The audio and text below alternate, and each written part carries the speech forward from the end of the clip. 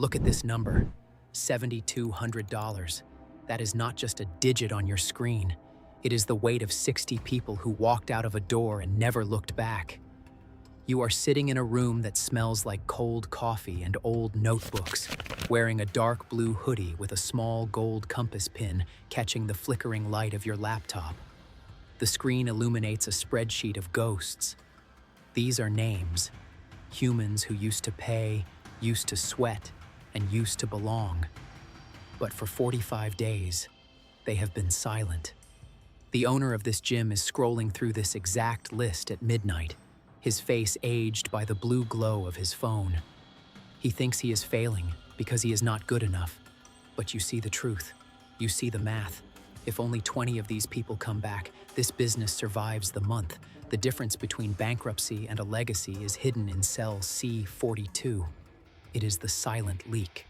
People do not always say goodbye when they leave your life or your business. Sometimes they just stop showing up, and if you do not notice, you bleed out one ignored notification at a time. Close your eyes and hear the silence of a treadmill that should be humming. Look at the bank account balance in a close-up shot, 4 figures that should be 5.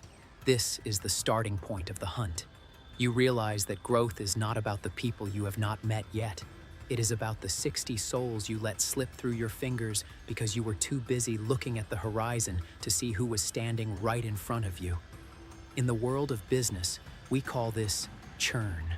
It is a sterile word for a painful reality. Churn is the speed at which your dreams evaporate. Most owners focus on the front door, pouring money into ads and flyers to bring new faces in, but the back door is wide open. You watch a slow zoom of an empty gym floor, the weights neatly racked and gathering dust. When a customer stops coming for 45 days, they are not just taking a break, they are transitioning into a memory. Every technical failure has a human consequence. A failed payment on a credit card is not just a bank error, it is a moment of friction where a person decides if you are worth the hassle of a phone call. When a member's recurring revenue protection fails, the business loses the oxygen it needs to breathe. You pull up a receipt on the screen, the red text showing declined. That single word represents a lost connection. You are analyzing the customer life cycle, a map of how someone goes from an excited beginner to a silent statistic. You look at your gold compass pin. It points north, but right now, the numbers are heading south. You realize that these 60 people did not hate the gym. They simply stopped being noticed. They became a line item on a spreadsheet instead of a heartbeat in the building. To fix this, you have to stop looking at them as data points and start looking at them as people who are waiting for an invitation to return to their better selves. The leak is not in the system, it is in the silence. It is time to move. You open your laptop, the fan whirring like a jet engine in the quiet of your room. You are launching a win-back campaign. This is the mechanical heart of reactivation, an automated series of SMS and emails designed to bridge the gap. You start typing. You watch your fingers on the keyboard in a tight close-up. The goal is simple: remind them why they started. But there is a technical edge here. You are not just sending "we miss you" notes. You are checking for failed payment recovery. You are looking at the exact day their attendance dropped. You set up the first blast for 50 members. On your screen, numbers start to move. A text overlay shows sending, 10%, 40%, 90%. You imagine 50 phones vibrating in pockets all across the city. Each vibration is a hook in the water. For the gym owner, this is terrifying. It feels like begging. But for you, sitting in your blue hoodie, it is about recurring revenue protection. If you can stop the bleeding now, the business gains months of life. You watch a phone screen light up with a notification bubble. This is the moment of truth. Will they delete it?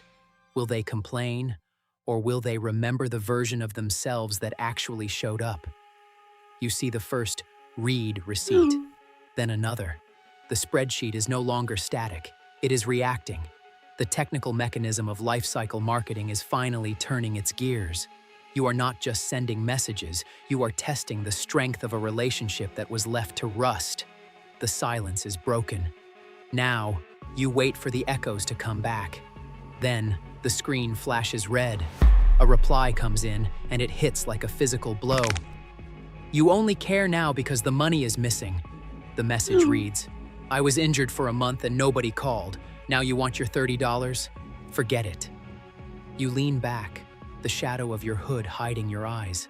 This is the conflict. This is why most people never try to win customers back. They are afraid of being seen as desperate or greedy. You look at your notebook, where you have scribbled the word human and circled it 3 times. The system you built was efficient, but it was cold. It focused on the how of the money and ignored the why of the absence. Every harsh reply is a mirror showing the gym's true failure. It was not the price, it was the neglect. You see a shot of an empty street at night, a lone streetlight flickering. That is how the customer felt. You realize that automation without empathy is just digital noise. The $7,200 is still out there, but it feels dirty now. You have to pivot. You cannot just ask for the sale, you have to apologize for the silence. The financial mechanism of retention only works if the emotional mechanism of connection is intact. You pick up your old laptop and start deleting the scripts. The generic templates are gone. You need to write something that sounds like it came from a person, not a database. This is where the broke 20-year-old with a compass pin finds his true north. You have to be willing to be vulnerable to save a business that is drowning in its own indifference. You start over. This time, you ignore the marketing jargon and focus on the notebook.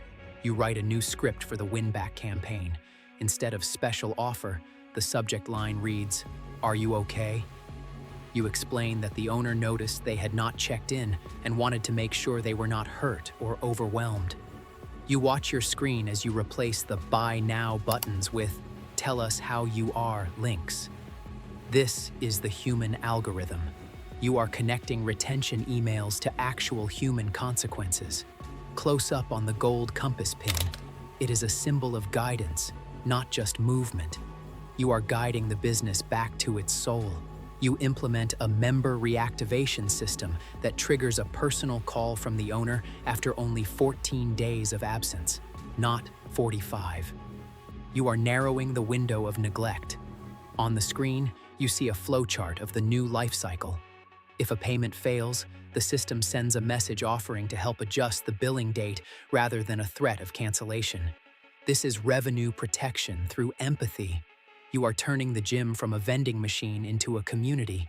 You watch your spreadsheet again, but the names feel different now. They are no longer ghosts, they are opportunities to do better. You are teaching a business how to listen. The technical side is still there, the SMS triggers, the email sequencing, the database tracking, but it is all serving a human purpose. You feel the atmosphere in your room shift. The darkness does not feel so heavy when you know you are actually helping someone solve a problem instead of just extracting a fee. Then, the tide turns. The phone begins to buzz, but this time, the messages are different. "Thanks for checking in," says one. "I am coming back Monday," says another.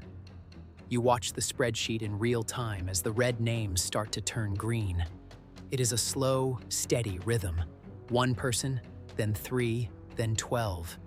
In the gym, the treadmills start to hum again. You see a montage of people walking through the doors, scanning their cards, and being greeted by name. This is the physical manifestation of your digital work. The technical metric of churn reduction is now a crowded room. You pull up the financial dashboard. The $7,200 leak is being plugged. You see the numbers ticking up on the screen. 1,000, 3,000, 5,000. These are not just profits. They are the sounds of a business being saved. You show a close-up of a bank statement where the balance is finally moving up for the first time in months. The owner is not scrolling in the dark anymore. He is high-fiving people on the floor. You realize that your old laptop and your cheap room were enough to change a man's life. The recurring revenue is protected, not because you trapped people, but because you welcomed them back. The gold compass pin on your hoodie reflects the morning sun. You have successfully navigated through the fog of data, to find the heart of the business. The system is working, the ghosts are coming back to life, and the business is finally breathing again. You are no longer just a kid in a hoodie. You are the person who noticed what everyone else ignored.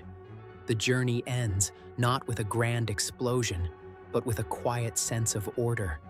The gym is full, the lights are bright, and the spreadsheet is finally clean.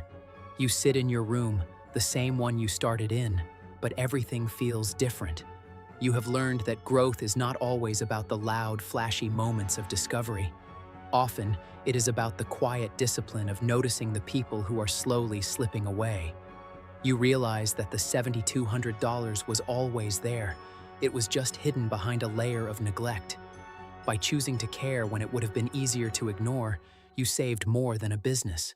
You saved the relationships that business was built on. You look at your gold compass pin one last time before closing your laptop. You understand now that every successful venture is built on the foundation of the people who stayed, not just the ones who arrived. The technical tools of churn and retention are just ways to facilitate human respect at scale. You have built a system that protects revenue by protecting people. The silent exit is no longer a mystery to you. It is a signal to act.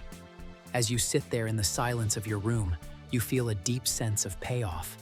The leak is fixed. The compass is set. You are ready for the next journey. If you found yourself on that list of people who haven't shown up, would you want the business to reach out, or would you rather stay forgotten? Subscribe to Capital Journey if you are ready to find the hidden money in your own life. Now, look at your own projects. Who have you stopped noticing lately, and what would happen if you sent them a message right now?